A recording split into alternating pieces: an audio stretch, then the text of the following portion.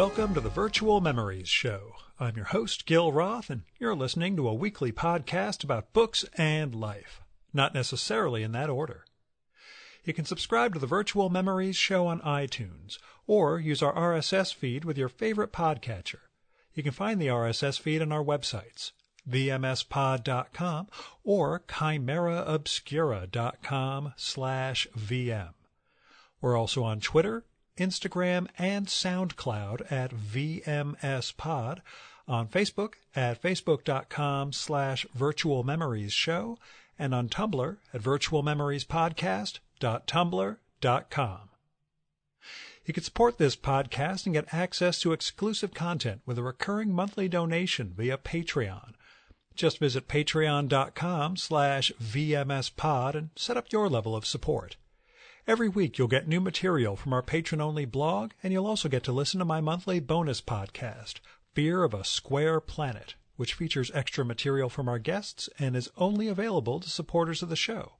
So visit patreon.com/VMSPod or paypal.me/VMSPod and help me continue to produce smart conversation about books, art, comics, and culture every week at the Virtual Memories Show.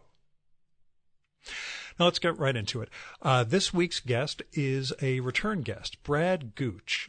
We talked about 2 years ago when he had published Smash Cut, a memoir of Howard and art and the 70s and the 80s. This time around, we're going to talk about his brand new book, just coming out today, just coming out January 17th, 2017, depending on when you're listening to this. The new book is called Rumi's Secret, The Life of the Sufi Poet of Love. It's published by Harper. We talked a little bit about Rumi during our previous conversation a couple years back, and we expand on it a lot this time. The book, Rumi's Secret, is just a weirdly delightful book to me. It's about the 13th century Islamic poet, Rumi, who I knew nothing about before this. Brad does this wonderful job of research, culling the various writings on Rumi from, shortly after his lifetime, because he was such a huge figure. They were actually writing somewhat mythical biographies of him back then.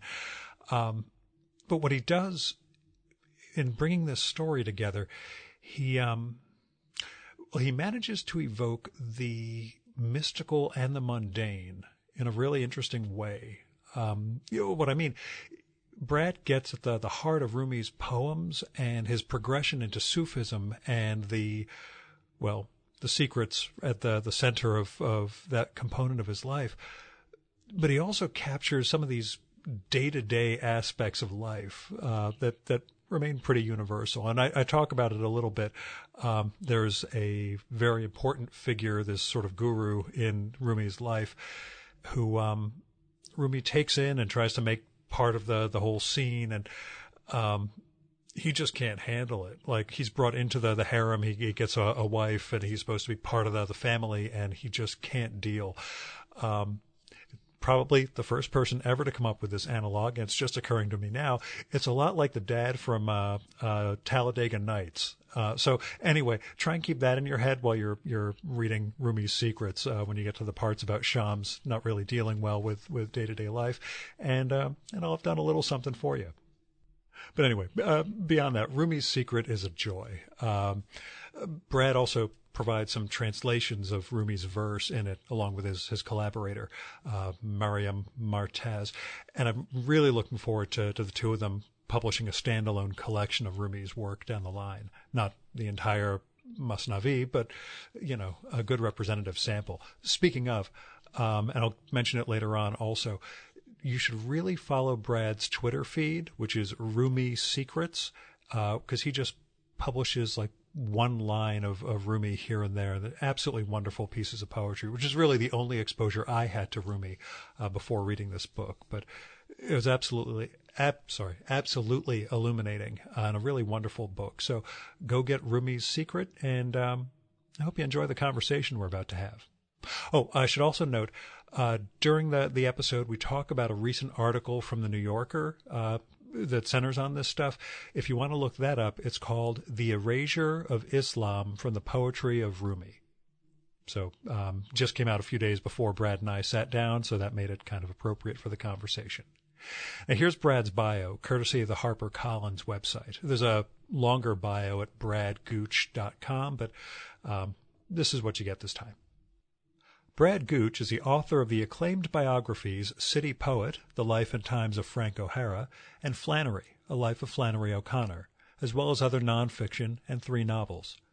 The recipient of the National Endowment for the Humanities and Guggenheim Fellowships, he earned his Ph.D. at Columbia University and is professor of English at William Patterson University in New Jersey. And now, the Virtual Memories conversation with Brad Gooch.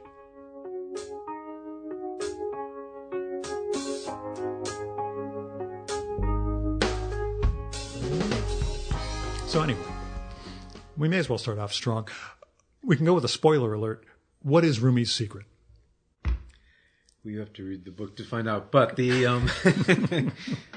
always has to do with love. I can tell you that. And then there's a, sort of a poetic dimension to that, a personal dimension to that, a religious, theological dimension to that. And also, Rumi, it was a big word. Rumi used the word ser, which is Farsi for secret, a lot. In terms of his poetry, it's in the mystical tradition, really. I mean, he would have liked, which I say in my book, Emily Dickinson's statement that truth in circuit lies, tell the truth but tell it slant. So he was always arriving at, the moment he arrives at silence in his poetry, then that's a good sign for him. So this idea that you can't really articulate God and love in a certain way. And it has a personal connotation, which at the center of his life is this transformative friendship with Shams of Tabriz, and changing him from a kind of traditional Muslim scholar and preacher into a poet and mystic. No one knows entirely what happened. I mean, they would sequester themselves for months. So finally the nature of that relationship was only known to him. And in terms of theology, I think it's the way that he's always approaching this sort of erasing the boundary of the human and divine, and he doesn't do that. And he's always approaching this idea of basically going beyond denomination and religion.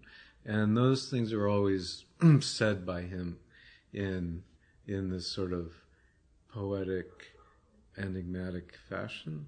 So that's part of it too. That, I mean, for Sufism is the mystical branch of Islam, and when he was living, and again now, Sufis are under duress often, and a famous one, a hero of his, Halaj, was thrown into the Tigris River for saying "Glory be to me." So they were always on the edge of having fatwas brought against them and things. So there was a way in which poetic language also protected Sufis.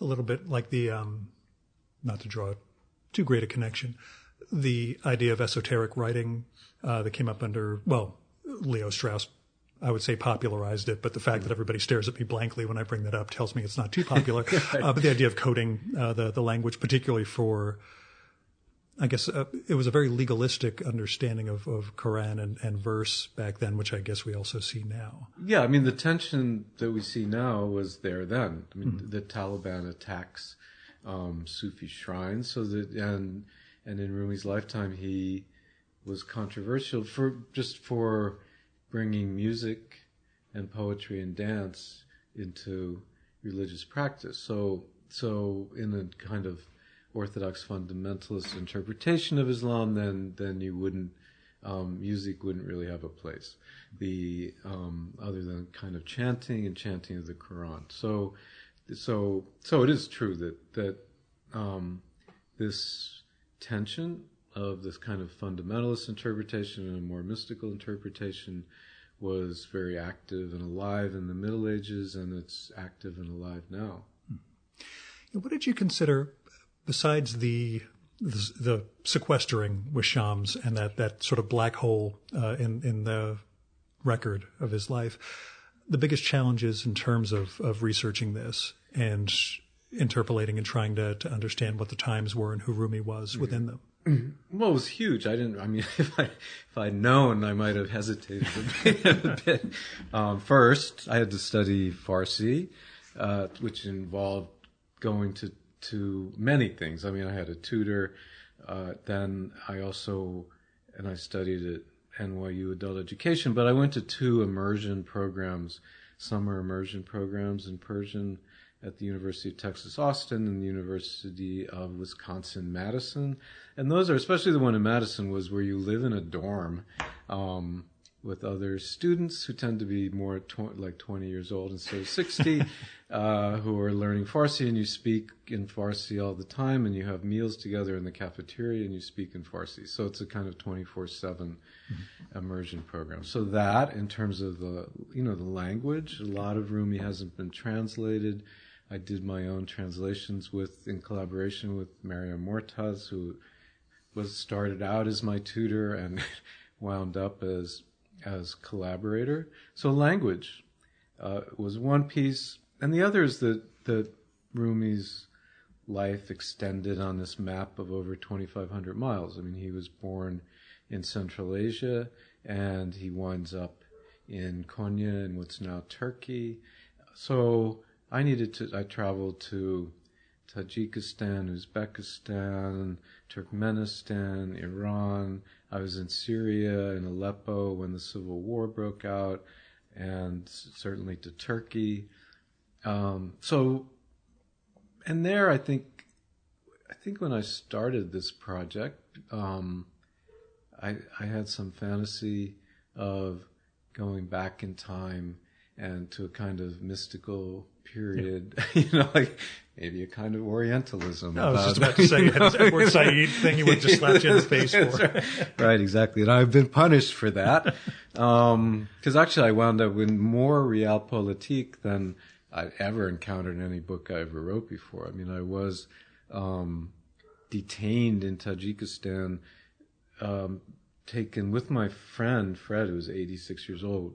We were going to the village where Rumi was believed to have been born, and then we were stopped at gunpoint and taken to this prison 15 miles away, not far from the Afghan border.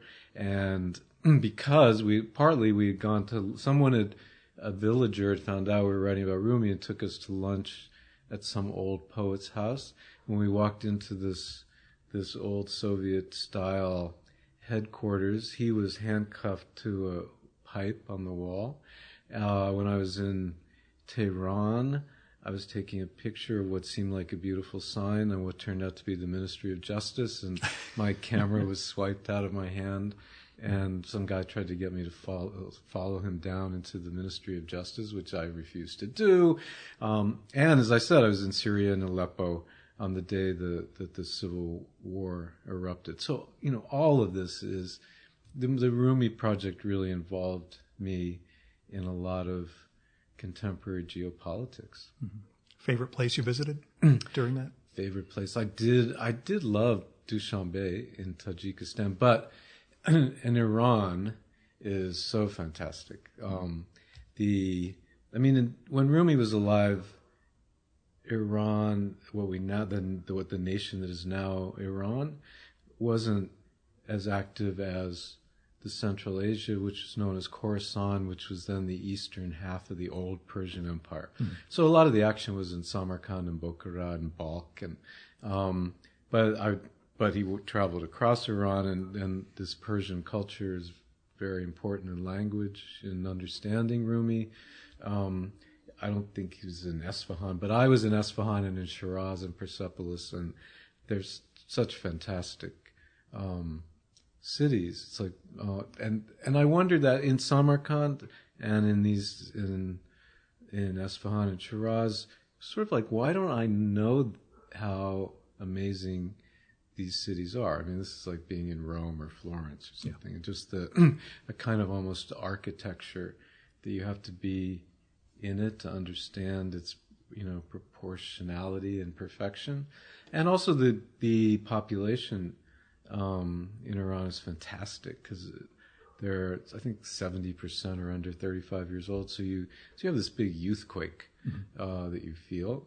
and they love poets, and they love Hafez, they love Rumi, and cab drivers, and they're unified in this love. Cab drivers can recite Rumi to you, but also, intellectuals and bohemians and artists, everyone has the same kind of love. There's not irony around. I was going to say there's no there's sense not he's irony, passé and among. there's not disinterest Well. Around poetry. Yeah, how necessary was the language training for this? Could you have done this without? No. Okay. Because a lot of the poems of Rumi haven't been translated. And they're also, Now, was this works. ancient Farsi, or is it consistent over the 800 years? The one thing that was in my favor, and this is that the written, modern, when you talk about modern Farsi, it sort of begins around the 10th century. Okay, that's what I was wondering, if it's been pretty close. The written language, the language that Rumi wrote in is still basically it, and it's very readable and legible. The spoken Farsi diverged from that, and so part of the challenge of being in these immersion programs where things are tilted now towards conversation and learning languages, and this is, you're almost learning two languages at once. There's a spoken way to say something and a written way. But you wouldn't want to ask for a cab sounding like you were coming out of the 10th century. So I think you'd get one. But also, so it helped me, and also I really needed to translate. Besides, there are letters of Rumi, there are talks, there are things. So it was helpful sometimes to be able to look at things that there weren't translations of. And the other is to have the Rumi voice that made sense in my biography. Yeah. Right. So, I'm writing now in whatever year we're in. I'm 2017 now. And, if you use a 19th century Cambridge translation of Rumi, all of a sudden you have a different person. You have some kind of English guy speaking or something.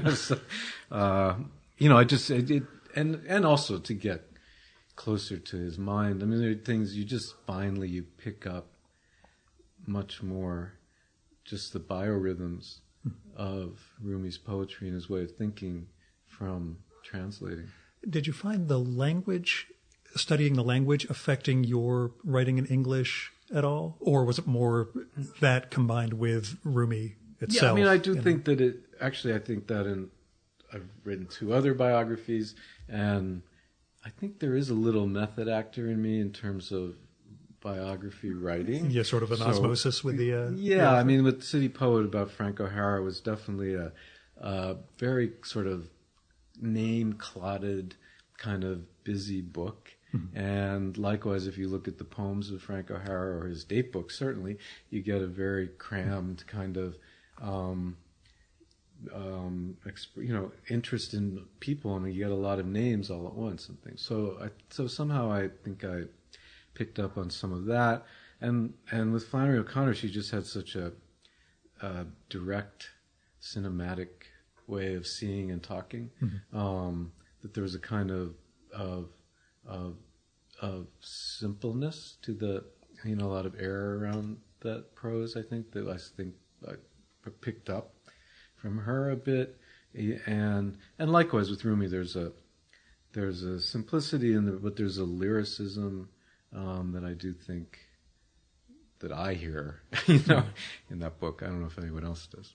Yeah, were you looking at doing any sort of standalone work of translation? Yes, I think Mariam and I together we're talking about maybe because there's some wonderful publishing our collaboration between your Twitters, your Twitter feed of this stuff, plus what's in the book itself. It seems there should be material. But. Yes, well, Rumi lends himself to Twitter in this brilliant way. People talked about at the time critics of Persian poetry. The almost cliche of it was that it's like this necklace of pearls, so that each line is perfect. So it's an interesting kind of poetry. It doesn't often build in a way an American English romantic poem builds towards. Then you get this kind of conclusion.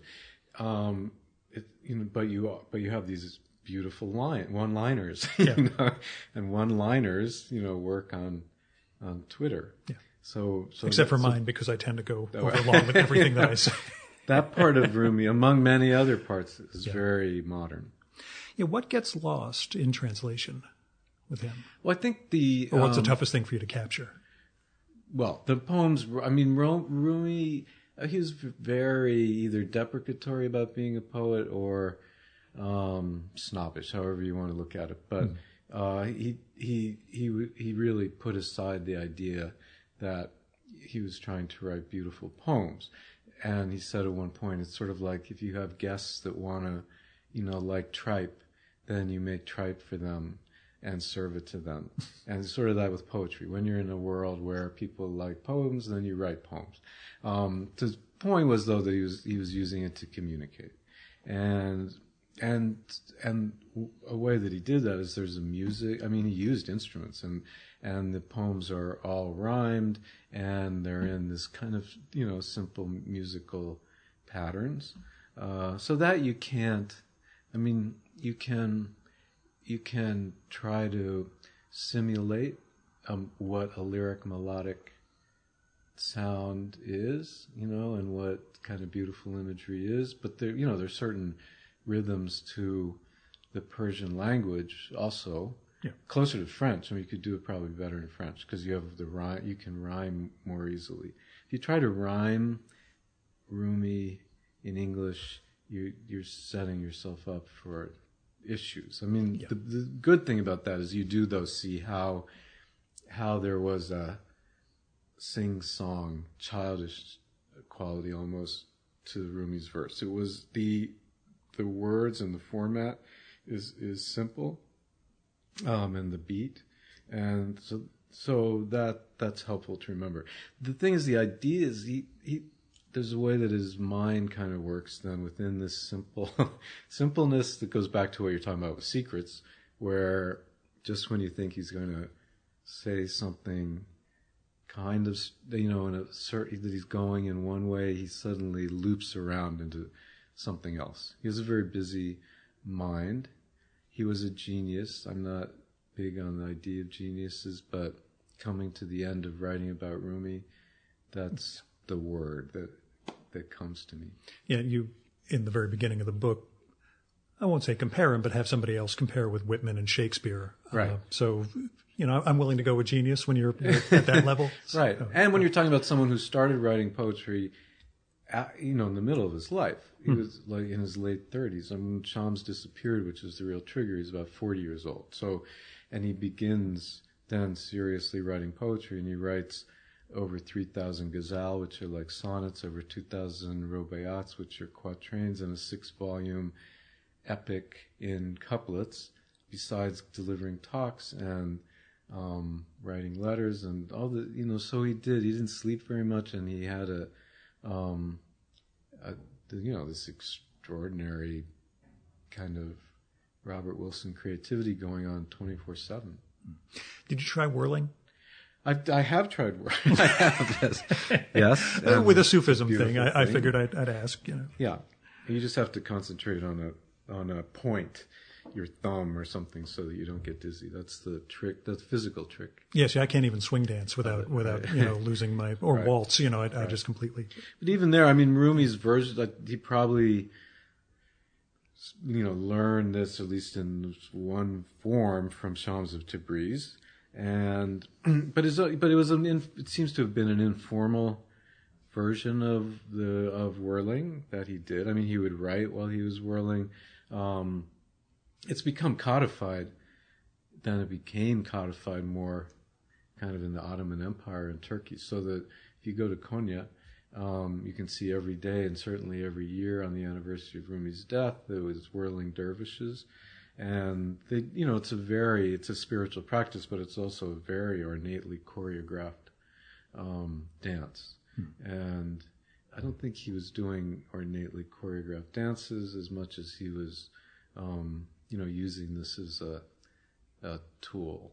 It seems like it's more of a ecstatic / improvised thing from the anecdotes that you include, where people are bumping into him and his followers are running up and all that. It sounds like it's a little more, rather than everybody in a careful, Right. Let me ask, there was a piece in the New Yorker just a few days ago on de-Muslimizing Rumi through the various translations of him, treating it as though it's, the mystic poet of love as opposed to his roots in Islam. You talk about that a little bit and how it works within the biography? Sure. I mean, I thought that was a very smart article, and actually the impulse behind it, I think, was the impulse that led me to write this biography. I wrote a book called God Talk: Travels in Spiritual America. Came out in 2002, and the last chapter was on Muslims in New York City.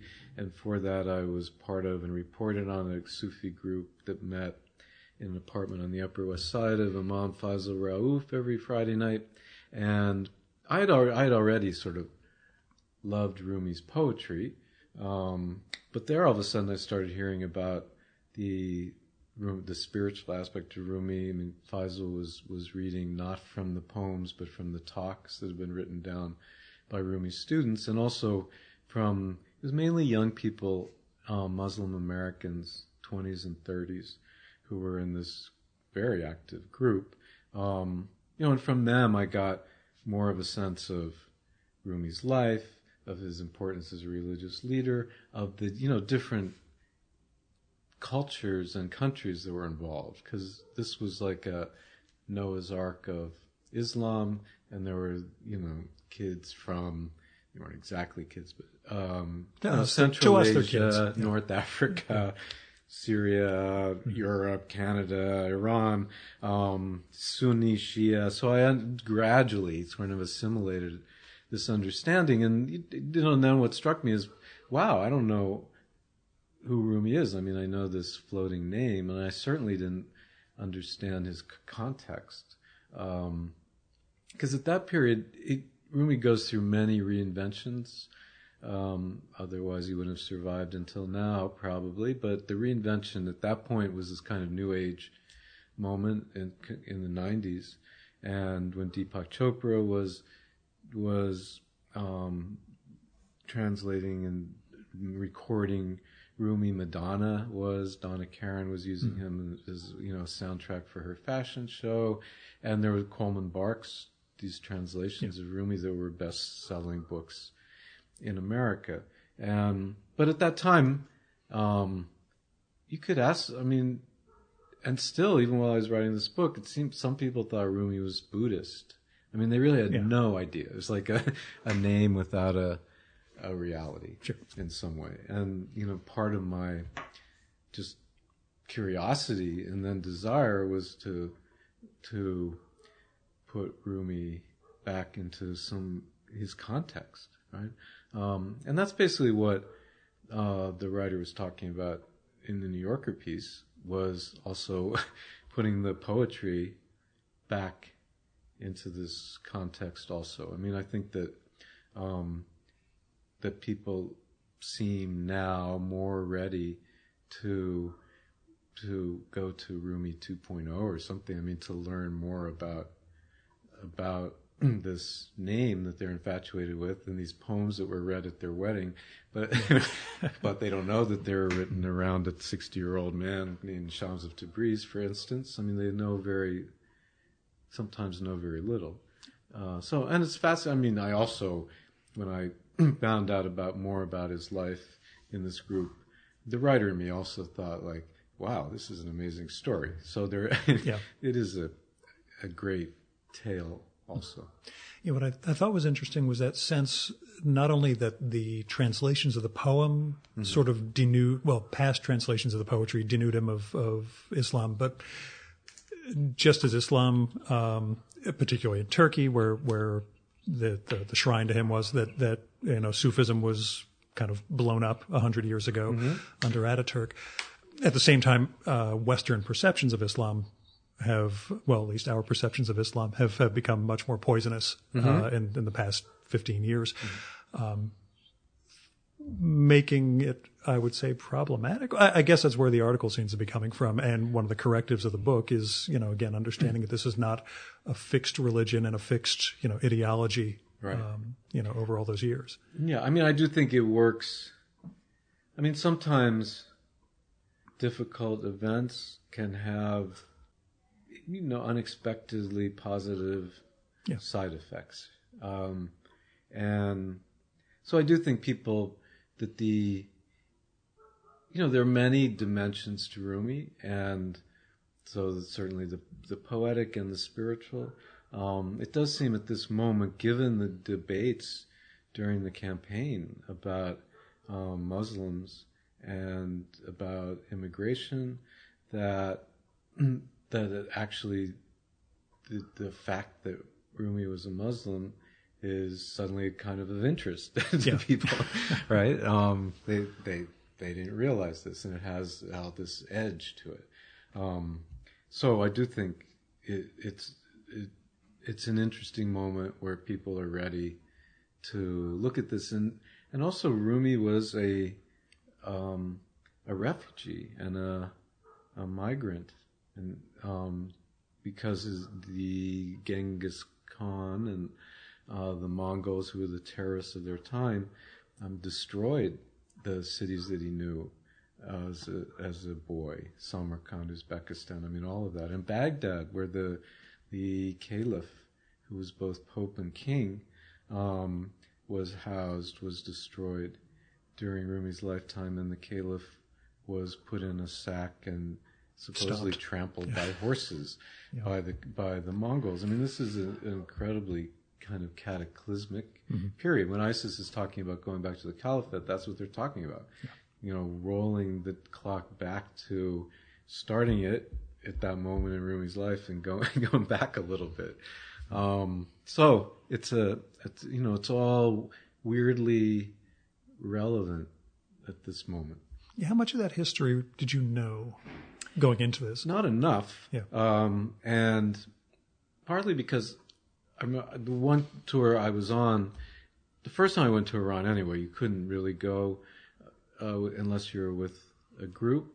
And I went with this Harvard group that went on a tour of the Silk Road. And so we started in Uzbekistan. That's when we went into Iran. And so, again, it was me, and then mostly sort of, Harvard alums and their wives in their 70s who were kind of retiring now from their successful lives. But one thing that they were talking about was, why didn't they ever tell us about this in school? Like, didn't we supposedly receive one of the better educations you're supposed to be able to receive? No one ever mentioned Samarkand. I never knew about this culture.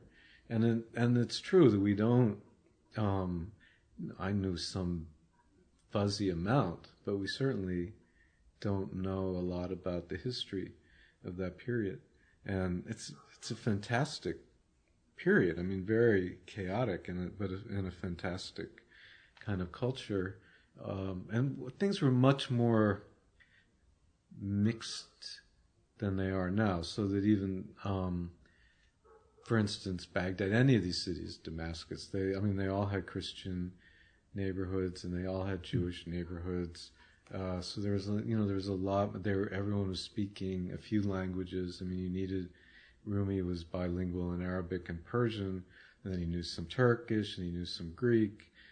So people had a lot, just were exposed more. Now if you go into, now things are much more separated out. Sure. The Jews are in Israel, and but there was still, I think, countries like Iran are entirely Muslim.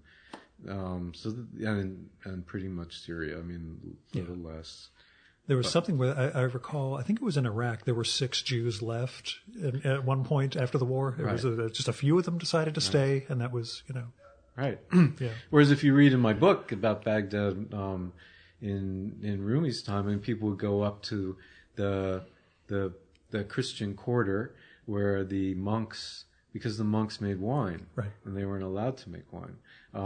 So they were, they could get some wine and they could, watch the handsome young monks having fun and different things like that. So you have a funny kind of cultural jumble at that point.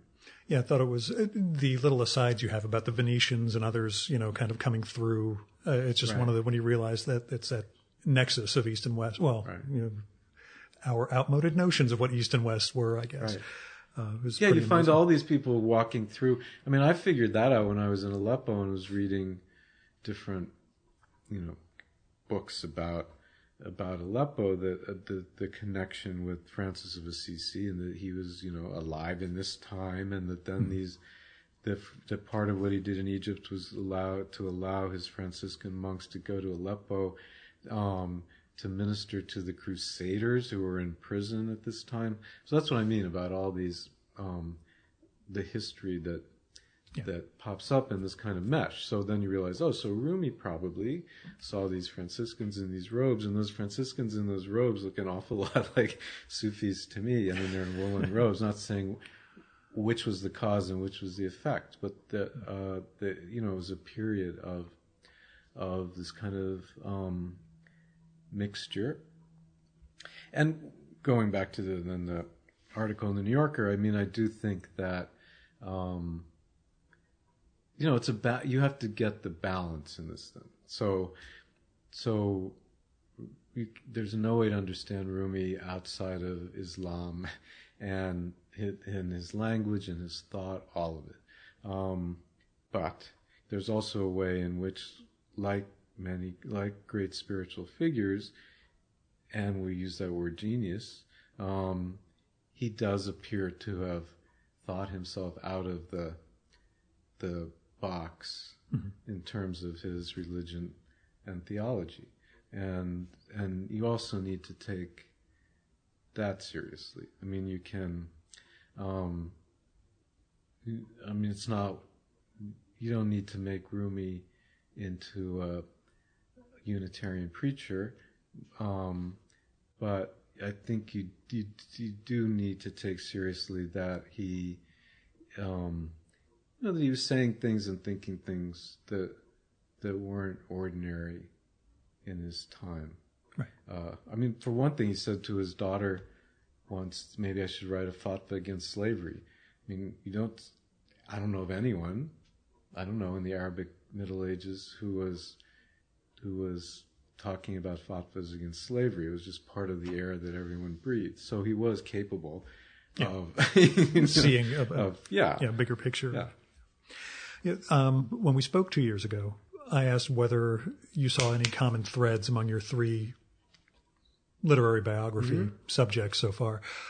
Now that this is in the rearview mirror, do you see anything? At the time you were just, not really sure. They're all writers, but is there any, now that you've finished this project, do you see any more commonalities among those, or why you select who you select? Yes, I do. I thought maybe I already said it to you because it was in my mind, but I did think at a certain point, if you put Frank O'Hara together with Flannery O'Connor, you would get Rumi. Sort of. Yeah, actually you did. Yeah. That's right. Yeah. And so that, that remains. I think that the Frank O'Hara aspect is you have this larger than life character, writing poetry spontaneously and using that poetry very much in his personal life and reacting to relationships that would change the kind of poetry that he was writing, and that is true of Rumi in his response to Shams of Tabriz. Certainly, I mean, he wouldn't have written poems without that friendship and companionship and teaching, and also, I don't know, Fernanda Eberstadt in the blurb on the back of my book talked about my writing about I forget what the language was, but sort of writing biographies of people who embrace the gospel of love or something. Preaching the gospel of love, whether fleshly or divine. Yeah, exactly. Yeah. So, Frank O'Hara, flamingly original artists. That's who you are. Right. I mean, Frank O'Hara was the a lot of fleshly love. But so there were qualities there, and with Flannery O'Connor, it was challenging and interesting. And one reason I was interested is to write about someone for whom religion and theology was central in her life and her work, and who was a world-class writer. I mean, these are great stories. So usually people who are interested in religion and theology, then their writing is secondary, or it's kind of propaganda, or it's a brochure, or an explanation. So it's kind of rare that you get that combination. And you have it in Rumi also. I mean, where these poems are so seductive, beautiful, contagious, interesting, intriguing as poems. And he was, centrally concerned with theology and religion. So, that's a line that goes through. Do you see it pointing you towards another biography? Not to ask you what's next. No, I'm resting. Which I've been told is the worst question possible to ask a writer, but still. Right, I'm resting. Yeah. Are there any poets who are grabbing your attention, or writers who are grabbing your attention like that, though? You mean people you want? About yeah, them? just in terms of wanting to learn more, at least in terms of Not particularly. Good. Okay, you deserve some rest. I love Knausgaard. I'm not going to write a biography of him. Yeah, I'll ask you that. He's already done that. So, yeah. But the important, if I were you, then I'd say, well, what, or the question I want to ask myself, what was, different about writing the biography of Rumi from writing about Frank O'Hara and Flannery O'Connor, and Rumi is a kind of saint, and so a kind of genius and a kind of saint, and that took some stretch. I mean, besides issues of language and culture and travel, it was and also a lot of people have real devotion to Rumi, which again, if you go to his shrine in Konya, it's not just that people are visiting like Faulkner's house. They're also putting their veils over their head and praying and things. And so when we say literary pilgrim, we're focusing on the pilgrim side of it. Yeah. Yeah. So I mean, there's it's kind of respect there, and and there were parts that I really had to stretch myself to understand. I mean, especially about death. I mean, Rumi faces his own death and develops a kind of theology of death, and that he writes about in the Masnavi, and it's very death radiant. I mean, it's very like. It reminded me very much of Montaigne. There's a big Montaigne aspect. When we reached that part of it, it reminded me very much of Montaigne's later essays, which are coming from a Stoic, semi-Stoic perspective. But yeah. Yeah, and his are coming from a Rumi perspective, but the way to love death, it doesn't come easily, and and there's part of even if you're religious in the modern age, there's a way in which we mesh that with sensuality and the here and now and this material world, and he wasn't exactly talking about that, and so you had to accept that and try to wrap myself around it. So there was some stretch involved. Also, both O'Hara and Flannery O'Connor died by the time they were 40. So also with Rumi, he lived to 67, and there was writing about someone who matured. I mean, he wasn't just cut off in the middle of his life, sort of after having written tortured poems to Shams of Tabriz. I mean, he really found a kind of wisdom, and then he found a way to write about that in a different kind of poetry, and to go on and be a grandfather and be into kids. So all that was new writing territory. What did you learn about yourself from the process of this? Besides that you're capable of writing that sort of thing. And I know that's tied into the multiple years and life transformation you were going through at that point. But, but do you find there are things you took particularly out of this process? Just that, I think just coming out of what I just said, I'm older, and then, and maybe more mature, even if that's real. I doubt it. If that's real. but in a sense, because I think I had I don't know, sympathy, even though the cultural leap was greater, that there was a kind of sympathy that I had for Rumi, who was never called Rumi during his own lifetime. Mm-hmm. That was different. I mean, Frank O'Hara, I was so young when I wrote it. I was in my 30s. I was like a callous youth. So, I saw him as similar to me. Yeah, the experience is much closer to yours. Yeah, also. exactly. Yeah. And Flannery O'Connor, the experience was very different. So then I just felt that she was just this completely different person who probably wouldn't have liked me. And, but, I mean, I did have a sympathy and respect for Rumi's trajectory. Mm-hmm. Yeah. The arc of life thing does bring up. Last time we talked, your son was at 2 months old, so we're almost 2 years from then. Walter. Yeah. How's fatherhood been treating you? Amazing. Yeah. I mean, I think I mentioned it in passing, but that part of Rumi. Yeah, that's what I was wondering if it appealed to me, and also it's something if I didn't have this toddler now, 2 years old, I don't know that I would have picked up as much as I did on the way in which Rumi, responded to children, and the way in which he enjoyed play. I mean, it said something important about him. So I think what I've discovered in father is great. And I mean, and Walter is great, and he sleeps through the night. And, it's more than I do at this point, but go on. Right. And my partner Paul and I get along with him very well. Sometimes it seems like we're a team as much as a family. But I did discover that, which no one expected from me, including myself, I love to play. I mean, I can spend, my writing life is probably suffering. I can spend hours on the floor with him.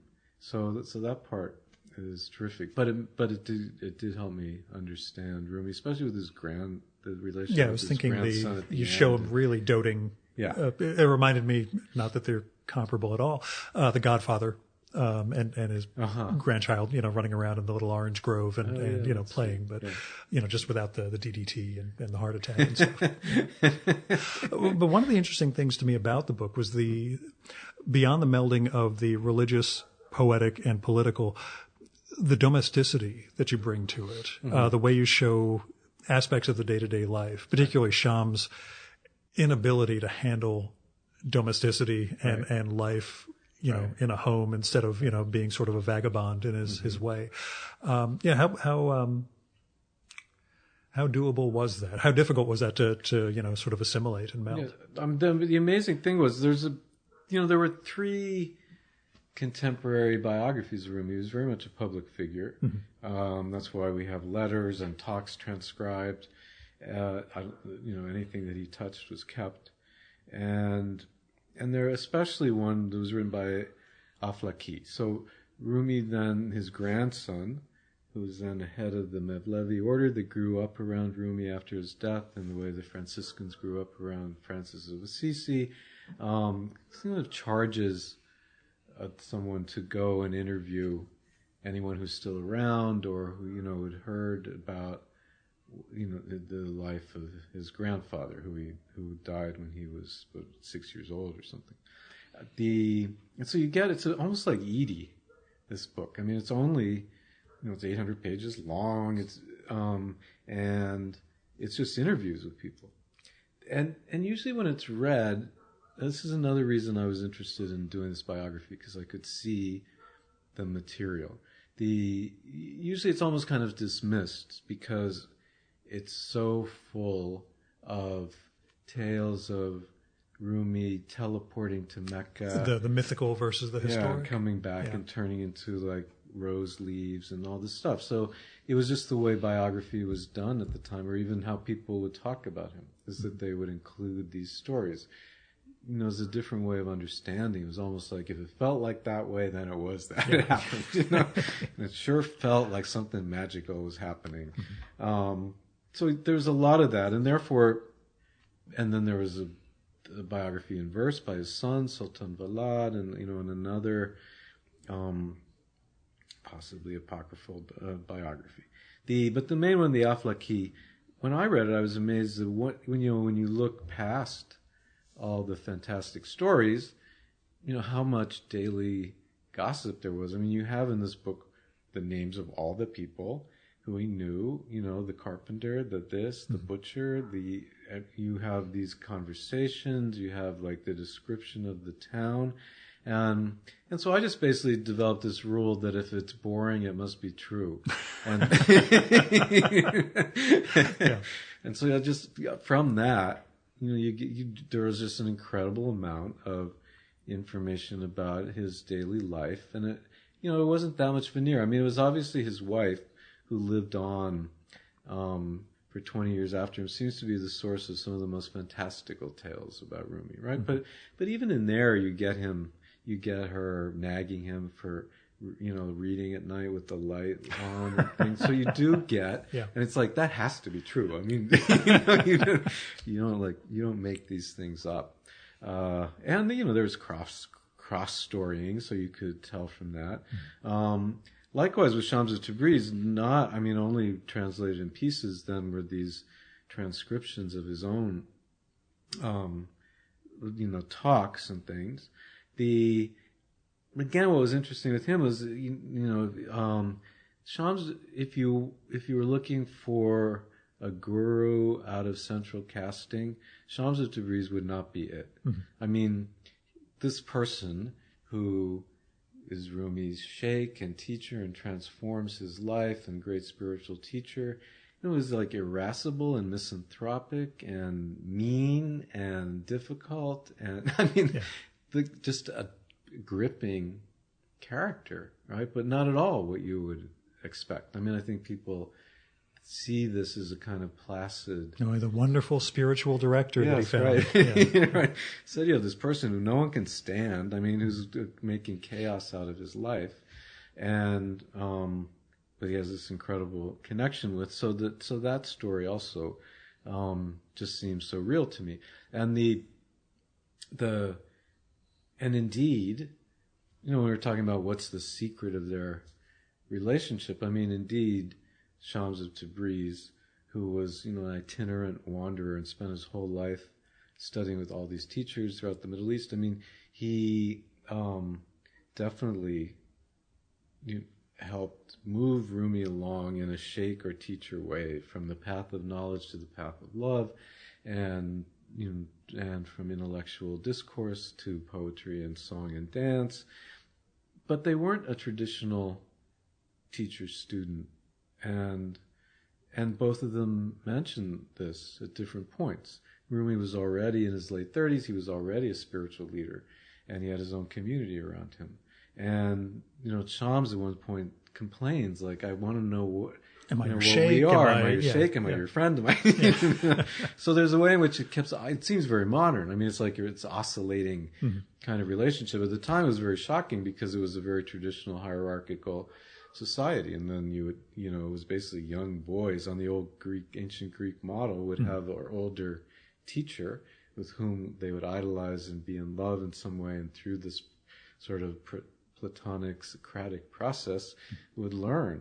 But this wasn't exactly that, and so all of this was disturbing at the time, caused a lot of anxiety. Did you feel a temptation at all to psychologize, to try to ascribe some of the motivations behind this stuff? Because you really avoid doing that throughout the book. How significant a temptation was it, I suppose? Well, I think everyone is tempted. It's at the, it is the heart of the book. Yeah. For Rumi's relationships throughout, even with the goldsmith whose name I'm blanking on. Right. Salahuddin. That's it. Yeah. So after Shams of Tabriz, he has two other beloved figures. They're not the same. He has Code, instead of sun, one is moon and the other is stars. But he does the same thing to them. He turns them into his teacher, which kind of doesn't make sense because one of them is illiterate and he hasn't given his sermons. The other's 20 years younger than he is. He makes them head of the community. I mean, he's always like almost playing a joke on the way things are set up, and also keeping himself distant a bit from everybody. But he has these kinds of, relationships of love with these two other figures. So there's always this issue: is it an erotic relationship? I mean, and also because of the way Rumi, his way of writing poetry, then it lends itself to that. So when the way he works through coming to write poetry in this very authentic way, and caused by the loss of Shams. So then he starts writing to Shams of Tabriz, but in Persian they have this gimmick called takalas, where poet puts his own name in the last line like a tagline, and Rumi uses Shams of Tabriz, which is not just saying that Shams of Tabriz inspired the poems, but that he's writing them through him. Then Shams' name means sun, so when he's writing to Shams, is he writing to Shams of Tabriz, or the old natural son of the Zoroastrian Persian religion, or the eternal son of God? And in Persian, the word "u" can mean either he, she, it, or God. So he has this game going on about who he's talking to. I mean, all this makes the spiritual life romantic, but then there's always this question, well, how romantic was the spiritual life? I mean, there's no evidence or statement of an erotic relationship between Rumi and Shams of Tabriz. It would have been highly unusual since Shams was 60 and Rumi in his late 30s. I mean, they were fine with man-boy love in ancient Greece and ancient Persia. Less, with two grown men.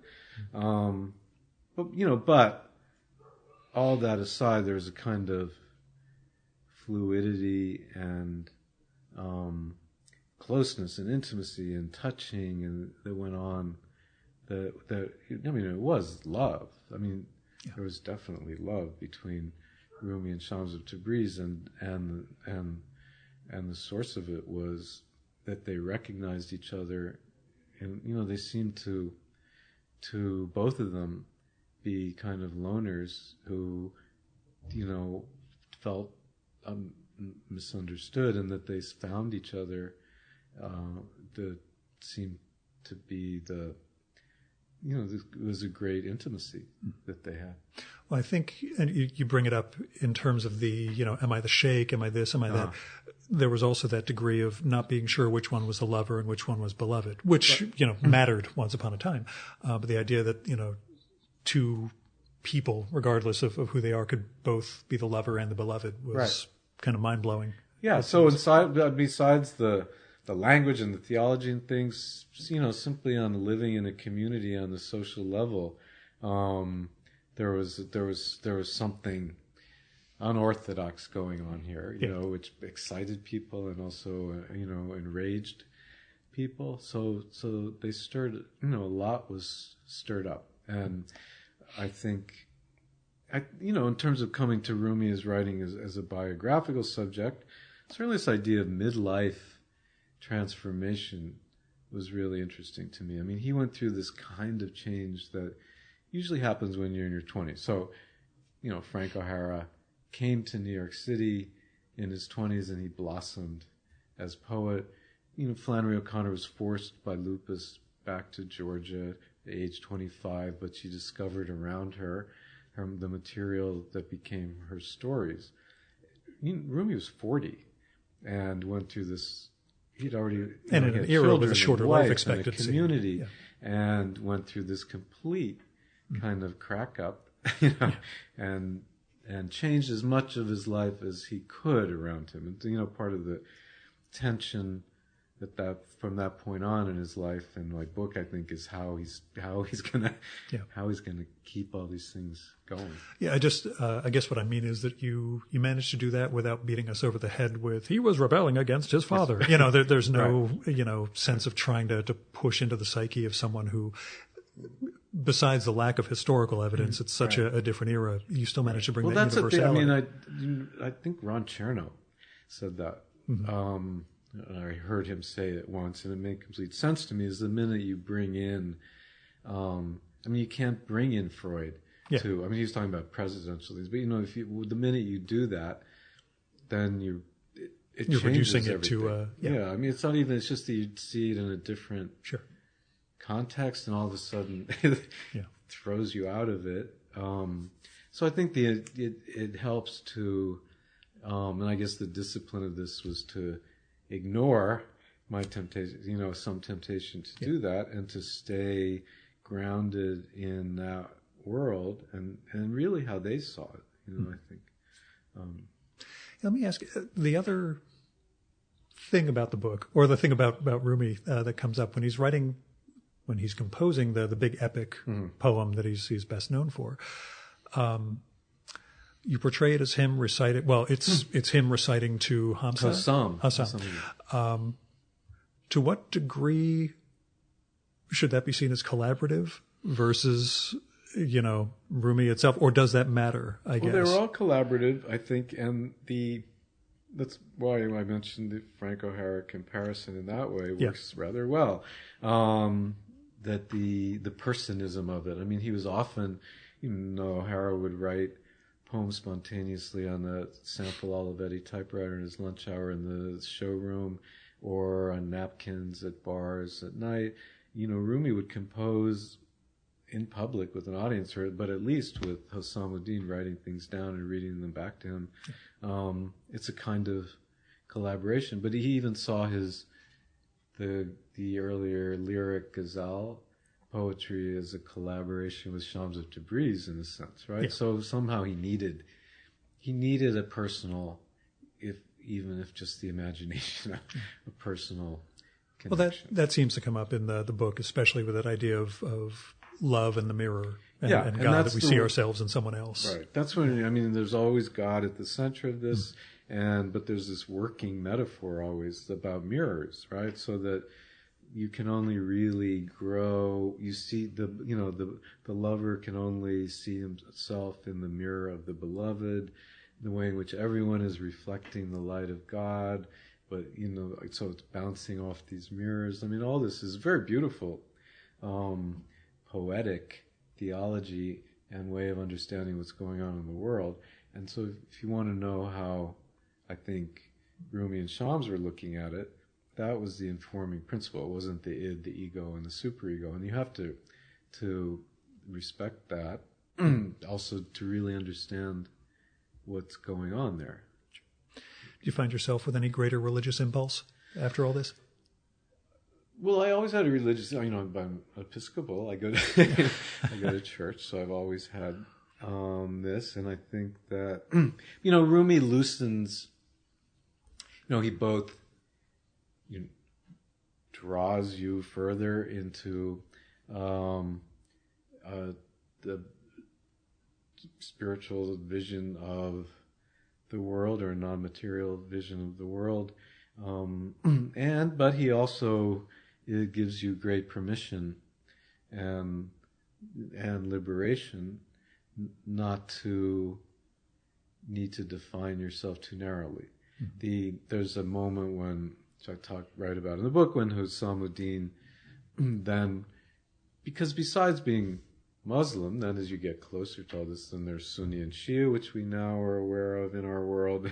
A lot of this, thanks to the Iraq War and America's tragic involvement in Afghanistan, and all of this, that we're now, these terms aren't as foreign as they were when I. Did I ever tell you the Fred Kaplan story from when I interviewed Fred Kaplan, probably my first year doing the show, for his book on David Petraeus, and Kaplan himself mentioned that he started out in favor of the Iraq War until he heard from insiders a story where a number of Iraqi expats sat down with George W. Bush to talk about what comes after the war and explaining the Sunnis, Shiites, and Kurds.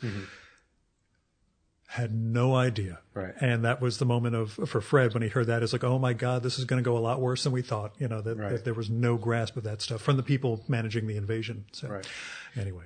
And something else not everyone knows that now we're getting to as a term is Sharia law. Yeah. If you watch Fox News, you know all about it. I'm just kidding. You know about it, but the, Rumi was a jurist. Yeah. Within a school, there were four within, Sunni. Then there are four different schools of Sharia law, and then Shia has its own. So it doesn't mean one thing. But we're good at simplifying. We're really good at simplifying. They're like denominations, almost like Presbyterian, Methodist, different emphases. And so Husamuddin, said, well, as is customary, he was of a different school of Rumi, as was Shams of Tabriz. Husamuddin said, that I want to now become part of, convert to your school, the Hanafi school, and Rumi said, no, don't bother. Devote yourself to teaching people about our way of love. And so this whole notion of the religion of love, the religion of lovers becomes this, it is a unifying way. I mean, it certainly for Rumi obviously goes beyond the schools of these legal schools, and also seems to extend to Judaism and Christianity and Zoroastrianism. There's also that part of Rumi that gives you great flexibility and permission. Favorite verse? Do you have one at the top of your head that's a? I always go back to the beginning, the opening of the Masnavi. I love so much. Listen to the reed flute and the tale that it tells, how it sings of separation. That whole opening is just kind of beautiful. It struck me and we're getting late in the show, but the sense of separation and absence, the Shams inflicts upon Rumi becomes the center of his theology. Right. This is going to be my attempt at tying Sufism into Kabbalah, and that sense of the universe being the contraction and absence of God, and our attempts at trying to reconstruct and get closer to Him. Do you find that those various mystic traditions seem to overlap more than maybe their orthodox, yes, over religions? Absolutely, and but important in Rumi is this. In Persian, Beshnoi nation chekayat mikunat, az jodai hekayat mikunat. So jodai means separation. Mm-hmm. And remember the Iranian film that won the Academy Award 3 years ago, Separation, that was jodai. So there's something about this. There's something, about singing the blues in Iranian Persian culture and in Rumi, and this idea of separation. I think that's the one thing that, and maybe that's why I come back to that is really gripping about him, and is gripping about O'Connor. I mean, that she's Roman Catholic and things, but she had, she grapples with pain and suffering, right? Mm-hmm. And that makes it very real. And likewise, Rumi, for whatever, kind of reputation he has in connection with like tinkling wind chimes, at the center of this is the pain of separation experienced personally with Shams of Tabriz, and that being the human condition. They were separated from God. And then you have these moments, flashes. And so that's the kind of theology, and it definitely connects to other mystic traditions. Yeah. Last question. You good with Leonardo DiCaprio playing Rumi in a biopic? This question. One thing we do not know, we don't know what Rumi looked like. I mean, there are no depictions of him from that time. So in a sense, that, getting too wrapped, it's an interesting question. So getting too wrapped up in who's, what someone's going to look like. We don't really know exactly, which aspect of, was he Central Asian kind of Persian, or was he another? What did he really look like? But the other side is there is a serious question. Why were people upset about this?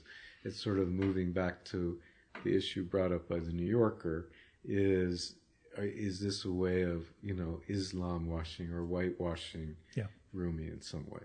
And that so we're much more, finally, I guess, becoming sensitive to that, to the importance and place of his culture and religion, instead of just like turning him into the cipher the best working version of a Hollywood movie star. Nice. So they were at least insensitive to that movement out there of thought. And we'll hope that your book turns out to be a major inspiration for them. In terms of. I think.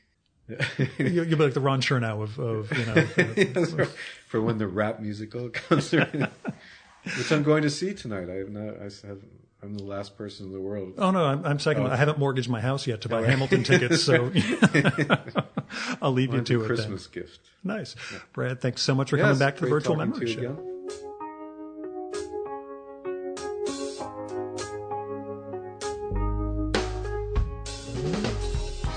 And that was Brad Gooch. His new book is Rumi's Secret: The Life of the Sufi Poet of Love. It's published by Harper, and it's available at good bookstores everywhere, so go buy it. His website is bradgooch.com. Gooch is Gooch. But you should really also follow his Twitter feed at Rumi Secrets, where he just posts these beautiful lines of Rumi's verse. And that's RUMISECRETS. Now, once we wrapped up, I asked Brad, as is my wont, so, who are you reading? If you want to hear his answer to that, and it's some good stuff, you'll need to become a supporter of the Virtual Memories Show, and that'll get you access to our monthly bonus podcast, Fear of a Square Planet. You can do that at patreon.com/VMSpod or at paypal.me/VMSpod. I've got all sorts of goals and goodies in place for supporters of the show, including the podcast, patron-only blog, the handwritten show notes for every episode, which are kind of illuminating if you're a detective. Might make you suspect me of stuff, but well, whatever. Anyway, beyond that, there's going to be a series of ebooks coming this year and more, and that's going to be available first and only to patrons of the show. So go to patreon.com/VMSpod and support the art of fine conversation. Now, this episode was recorded at Brad's office in Chelsea, so that means toll at the George Washington Bridge, about $30 for parking on West 96th, $6 subway round trip, as well as coffee. I did get in a second podcast that afternoon, which will be next week's episode. But still, if you want to help defray some of these ongoing costs, like web hosting, travel, equipment, etc., then visit patreon.com/VMSpod or paypal.me/VMSpod. Make a one-time or recurring donation. Speaking of those, special thanks go out to Paul W. Jones, Kevin Katila, Michael Janizik, Fred Kish, Jonathan Kranz, Andrew Mason, Greg Tanner, Zach Martin, Craig P. Steffen, and Ron Slate for going over and above in their support of the Virtual Memories Show. We've got the full list of show supporters at chimeraobscura.com/VM. Now, our music for this episode is Nothing's Gonna Bring Me Down by David Bayerwald, used with permission from the artist. You should check out David's reunion project with his great 80s band, David and David. That's at facebook.com/DavidandDavidMusic. And you really should get David's solo records. Bayerwald is Baerwald. There's an old episode with him. He's one of my favorite musicians, and I'm very thankful he gave me permission to use this song in the show. Anyway, that's it for this week's Virtual Memories Show. Thanks so much for listening. We'll be back next week with Karen Green, the newly named curator for comics and cartoons at Columbia University.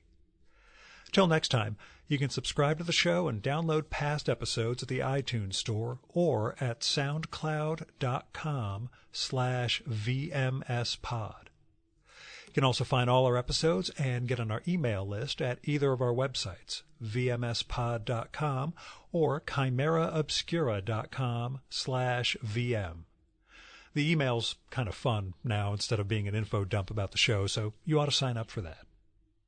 You can also follow the Virtual Memories Show on Twitter at VMSPod, on Facebook at facebook.com/virtualmemoriesshow, and at virtualmemoriespodcast.tumblr.com. And if you like this show, please go to iTunes, look up the Virtual Memories Show, and leave a rating and review for this podcast. That'll help us build a bigger audience. Till next time, you have been listening to the Virtual Memories Show. I'm your host, Gil Roth, and you are awesome. Keep it that way.